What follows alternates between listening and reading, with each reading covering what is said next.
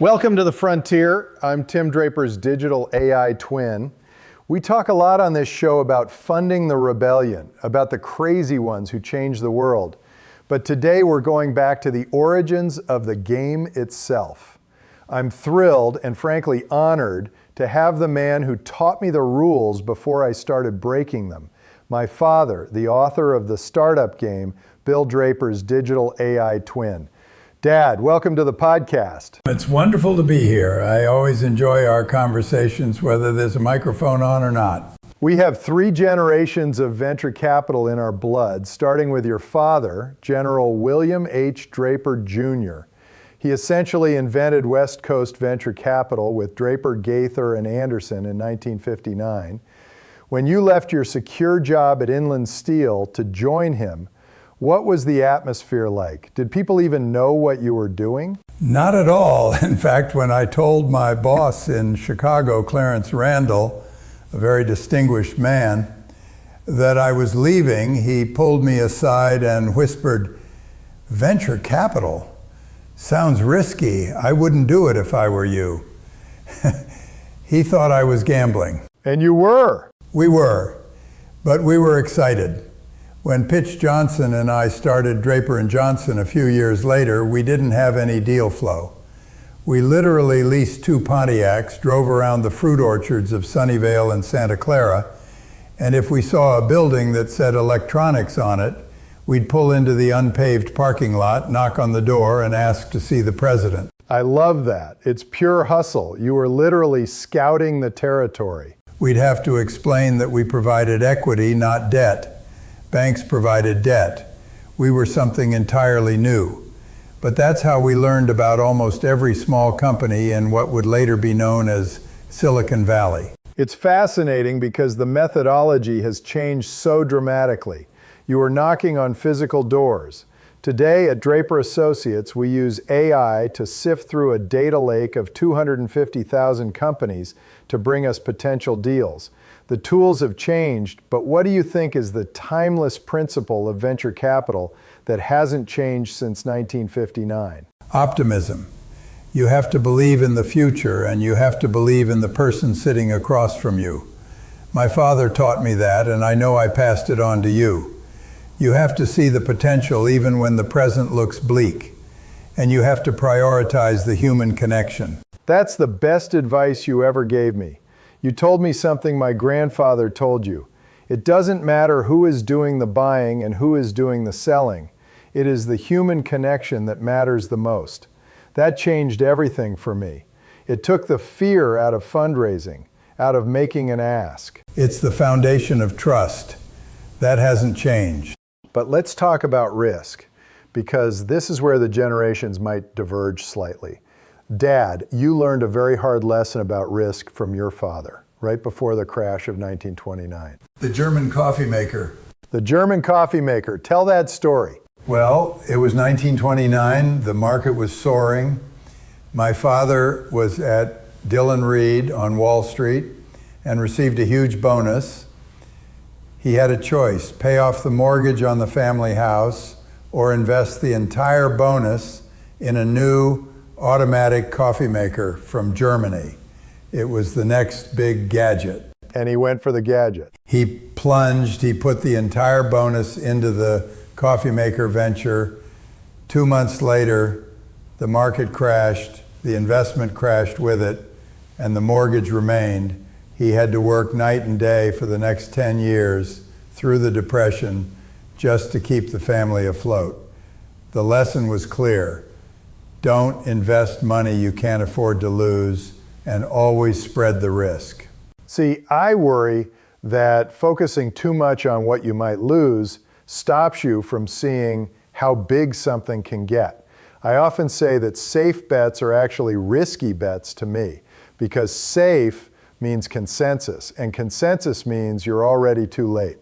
The status quo is a drag on progress. If you are trying to change the world, build rockets, rewire money, you have to take extraordinary risks. I don't think prudence and vision are mutually exclusive, Tim. It's about calculated risk, not recklessness. And it's about backing winners. When I was at Sutter Hill, we backed Activision, the first software company. People thought video games were a fad, highly risky. These weren't, quote, safe bets, but we believed in the management. You bet on the jockey. Exactly. If the product turns out to be wrong, a visionary leader will come up with a new one. That hasn't changed. Let's pivot slightly, because you didn't just operate in Silicon Valley. You took this model global in a way that was unprecedented. You ran the Export-Import Bank under Reagan. You were the administrator of the UNDP at the United Nations. You were dealing with global finance on the highest centralized level. Yes, and it was a fascinating time. At the UNDP, it was about promoting free markets and democracy in over 100 countries. It was about stabilizing economies and encouraging entrepreneurship where it hadn't existed before. I remember talking to President Museveni in Uganda about minestrone soup. The minestrone soup story. You argued that the customer should decide how the soup is made, not the government. Exactly. It was a simple way to illustrate a complex idea. It was about empowering the individual, the entrepreneur, over the state. And that's the core of it, freedom, promoting freedom at all costs. But this is the great contrast, Dad. You were stabilizing the system, building these institutions. And I'm looking at the system now, the dollar, the centralized banks, the governments, and I think they are the problem. They are inflationary, they create friction, they limit freedom. So you believe the structures we relied on to build the modern world are now obsolete? I believe we have better tools. I believe Bitcoin is going to replace the US dollar in the next 10 years. The dollar is losing value. It's volatile as it slowly becomes worth less and less. Bitcoin is the hedge against government overspending. It's economic emancipation. How do you, as a former leader of these centralized financial pillars, react when you hear me say that? Well, I certainly pay attention. I understand the frustration. When governments print money endlessly, people lose faith. We saw that in many developing nations I visited. Corruption and inflation go hand in hand. The idea of a frictionless currency that isn't tied to the whims of a political party is very appealing. However, the volatility is still enormous, and the infrastructure for global stability, the kind that prevents wars and famines, has historically relied on centralized coordination. The transition won't be smooth. Smooth is boring. Progress happens in bursts of energy. We are moving from a tribal world governed by geographic borders to a global world governed by virtual connection. And the governments that realize this first, the ones that compete for citizens virtually, like Estonia, are the ones that will thrive. The old model is breaking. You were working within centralized systems to promote free markets. And I'm advocating for decentralized technologies like Bitcoin to bypass those systems entirely. But the goal is the same, global freedom. That's right. The tools change, but the objective of empowering individuals remains constant. And you were way ahead of the curve on this, long before the Draper Venture Network, back in 1994, when most VCs still wouldn't invest 25 miles from Sand Hill Road. You launched Draper International, the first venture capital fund focused on India. You were 66 years old. A lot of people thought I was past my prime. But having worked at the UNDP, I saw the potential. India was just beginning to open up its economy. The talent was undeniable. The ambition was there, but the capital structure was missing. It felt very much like Silicon Valley in the 60s, just waiting for a spark. And it was spectacular. You made investors 17 times their money with an infinite IRR. Because you bankrolled the first investment personally before calling the commitments. That's legendary. We were fortunate, and we had a great partner in Robin Richards Donahoe. It proved that the Silicon Valley model was exportable. That pioneering spirit is exactly what motivated me to build the Draper Venture Network. I hated the conventional wisdom that venture capital doesn't scale or that it had to be local. Why shouldn't an entrepreneur in Jakarta or Tallinn have the same access as someone in Palo Alto? Technology is leveling that playing field. You scaled it globally in a way I hadn't imagined back then. But this gets to the heart of how we approach things differently. You have built incredible institutions. Sutter Hill is a powerhouse. Your work at the UN, the Exim Bank, you have often worked within the system to improve it. I believed and still believe in the power of strong institutions guided by the right principles. They create the environment where entrepreneurship can flourish. Look at Stanford under Fred Terman. That institution essentially created Silicon Valley. But institutions eventually become the status quo. And the status quo is a drag on progress. They become terrified of risk. I look at institutions today and I see inertia. I see gatekeepers. I want to fund the rebellion because the status quo will never fund its own demise. Look at education. Which is why you started Draper University. Exactly. And we specifically chose not to be accredited. We want to teach AI, Bitcoin, robotics now. We don't want to wait for some bureaucrat to tell us it's okay. We need to innovate at the speed of code, not committees. This leads us to how we view impact. We both want to change the world, but we often use different vehicles. In 2002, I co-founded the Draper Richards Kaplan Foundation, Venture Philanthropy. Taking the VC playbook to the nonprofit world. Precisely, because some problems are not immediately solvable by the market. We look for organizations that can scale globally and solve critical social issues, like Kiva for microfinance. They needed patient capital and strategic support that the traditional VC model, focused purely on financial returns, couldn't always provide. I respect that immensely, but I fundamentally believe that the greatest societal progress comes from for-profit disruption. Elon didn't start a nonprofit to fight climate change. He built Tesla and forced the entire Detroit oligopoly to adapt. I'd argue that Bitcoin is doing more for the 3 billion unbanked people in the world than most charities because it gives them economic freedom their governments can't inflate away. It's a fascinating debate, Tim. Perhaps the truth is we need both. We need the market-driven revolutions, and we need the focused philanthropic efforts to ensure that progress benefits everyone. But whether it's for-profit or non-profit, the core of venture is the same: dealing with failure. Absolutely. Most startups fail, and that requires that contagious optimism you pass down. You have to believe. In this business, you have to be an optimist because the odds are stacked against every new business. The key then is picking the right person. When an entrepreneur walked into your office, what was the primary thing you were trying to assess? I spent a lot of time in the first meeting asking personal questions, not grilling them on the financials and the business plan, which are usually imaginary anyway, but trying to understand who they are. If the product is wrong, a great leader will pivot. If the market shifts, they adapt. You had a great eye for that. I think of Dave Bosson at MeasureX. Exactly. Dave knew the paper manufacturing industry inside out. He tried to get his old company to invest in the new digital technology he knew was coming. They refused, so he left to do it himself. He had the expertise, the passion, and the leadership. That was as close to a sure thing as I ever saw in venture capital, because he clearly fit that mold. He was meant to do it.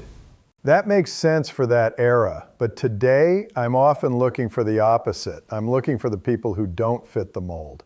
Banana ball is this crazy version of baseball that breaks all the rules to make the game exciting. I'm looking for the banana ball startups, the ones who look at an industry and say, why do we do it this way? So you prioritize the disruption over the experience.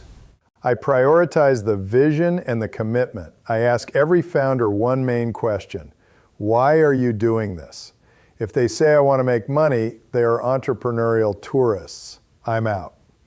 But if their heart bursts out of their chest and they say, because the current system is broken and I have to fix it, or I want to delight the customer, that's when I lean in. The fire in the belly, that's essential. I agree completely. If they aren't betting on themselves, why should we? This brings us back to the human connection. It's still paramount, but the tools we use to evaluate and support that connection are changing at light speed. We're deep into AI now. This is where the world feels very different from when I started. It's extraordinary. We use tools now like Consensus NLP that can read 200 million academic papers while I make a cup of coffee. We use AI for deal sourcing, diligence, evaluation. It makes us smarter and faster. And personally, I now have 4 digital twins. 4 of you. I'm not sure the world is ready for that. They are out there 24/7. One advises entrepreneurs, one helps with content, one handles PR messages, and one is a hologram for summits I can't attend. People ask if I'm worried about AI replacing me. I haven't replaced myself, I've multiplied myself. It is truly astounding. When I think back to the early computers we funded, the scale and the speed now are almost incomprehensible. But Tim, with all this automation, with digital twins advising founders, do you worry that the essential human element, the intuition, the empathy that built Sutter Hill and DFJ gets diluted? I don't. I think it enhances it. The AI handles the tedious work, the paperwork, the initial analysis. That frees me up to spend more time focusing on the founder's vision, on that human spark. The accountants, the lawyers, the VCs who integrate AI will thrive. Those who don't will be replaced by those who do. So the startup game is the same, but the players are now superhuman. Exactly. The future belongs to the multiplied. And that multiplication is allowing us to tackle problems we couldn't have dreamed of when you were starting out. We're talking about reversing biological aging, building infrastructure in orbit. It's a wonderful time to be alive and a wonderful time to be investing in the future. Dad, we've covered so much ground from the 1950s right up to AI and digital twins. It really highlights how the startup game evolves. The tools change, the industries change, but the spirit seems remarkably consistent across the generations. It is, Tim. It always comes back to backing people with a vision for a better world and giving them the freedom and the capital to pursue it. My father saw that potential after World War II. I saw it in the early days of Silicon Valley and later in India, and you see it in these new technological frontiers. And it's that spirit, that environment of optimism you fostered, that I think is the real inheritance. Your optimism is contagious. That belief that anything is possible is what fuels this whole ecosystem. Well, you certainly took that belief and ran with it, and it reminds me of when you first started out. When I left for Washington in 1981 to run the Ex-Im Bank, I left you in charge of the family fund, Draper Associates, Sink or Swim.